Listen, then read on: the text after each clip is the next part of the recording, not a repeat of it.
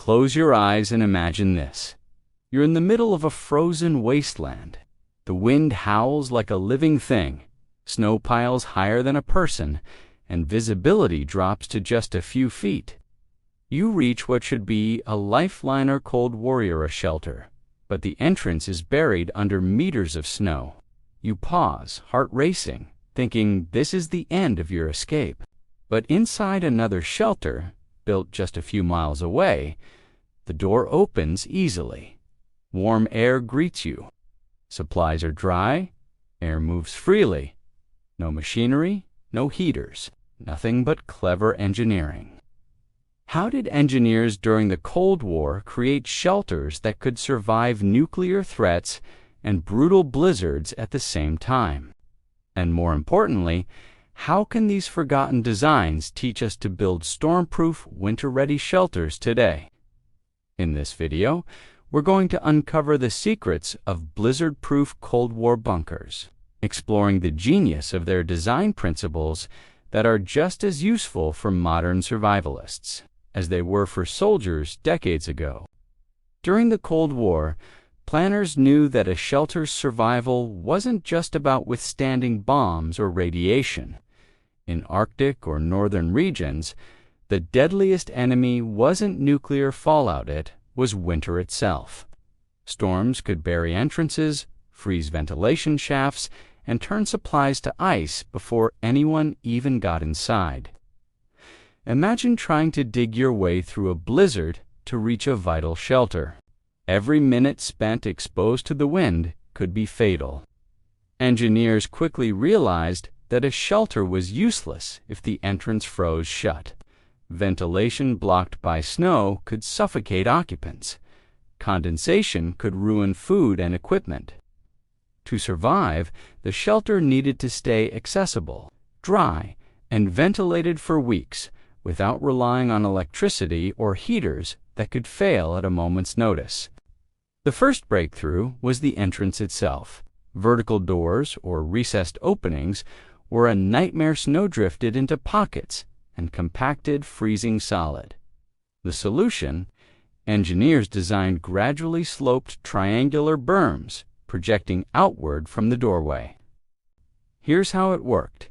Snow sliding down the hillside would continue past the entrance instead of forming a blockage.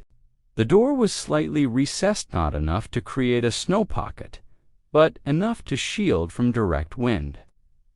Think of it as letting nature do the work. The slope forces snow to flow along its path, clearing the door without human intervention. For modern builders in snowy climates, the lesson is simple. Never put a door directly into a vertical wall in snow country. Instead, build a shallow ramp or wedge leading to the entrance. The snow naturally slides off, keeping the entry passable even during the harshest storms. Next came the challenge of airflow. Standard vents clogged under drifting snow, threatening to suffocate occupants. Cold War engineers solved this with deep-set passive air shafts. These shafts were dug through the berm itself, running horizontally before reaching the shelter. Intake points were positioned on the leeward side, buried under protective earth or stone hoods. Snow above acted as insulation instead of blockage. The soil's thermal mass kept the air channel from freezing, and the controlled flow of air created a stable microclimate inside the shaft. The result? Even in the worst blizzard, shelters had constant ventilation without heaters, fans, or electricity. For anyone building a cold climate storage vault or emergency shelter today, this principle remains invaluable. Horizontal air intakes through earth berms keep airflow steady and prevent freeze blockage. Another reason these shelters survived is what engineers call thermal mass. Sudden temperature changes, warm air meeting, frozen walls cause condensation, frost, and eventually water damage. To prevent this, Cold War designers buried large portions of the shelter under thick earth. Earth acts like a giant temperature buffer. Interior conditions stay remarkably stable, even when outside temperatures swing wildly from mild afternoons to sub-zero nights in just hours. This is why many Cold War bunkers remain dry and frost-free decades later. Modern applications are straightforward. Partially buried root cellars or earth-bermed shelters experience fewer humidity spikes and less frost buildup, preserving food and equipment without any artificial heating. Even the best entrance and airflow fail if meltwater floods the interior. Snow eventually melts. Cold War engineers tackled this with sloped floors and gravel-filled trenches at the entrance. Meltwater flowed away from the door instead of pooling, while passive air shafts prevented frost from forming. This simple yet brilliant combination of slope, drainage, and ventilation ensured that shelters remained safe, dry, and functional even after the storm passed.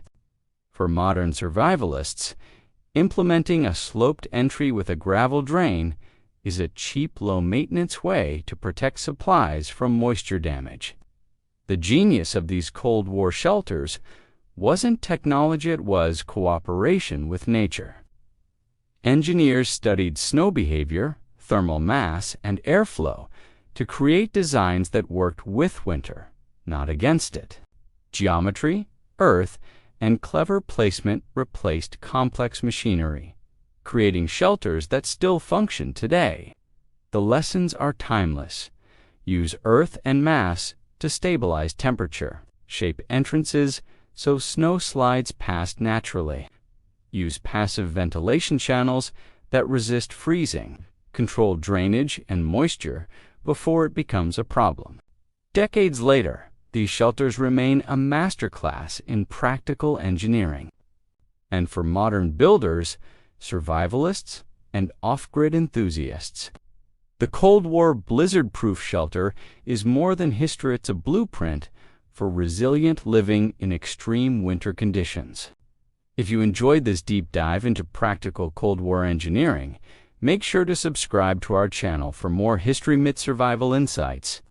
Share this video with friends who love history, DIY projects, or prepping for extreme climates. And leave a comment below. Which Cold War engineering trick surprised you the most? Or which one would you implement in your own shelter? History isn't just a record of the past, it's a toolkit for today. And sometimes, the answers to modern survival challenges lie buried under meters of snow, waiting for us to discover them.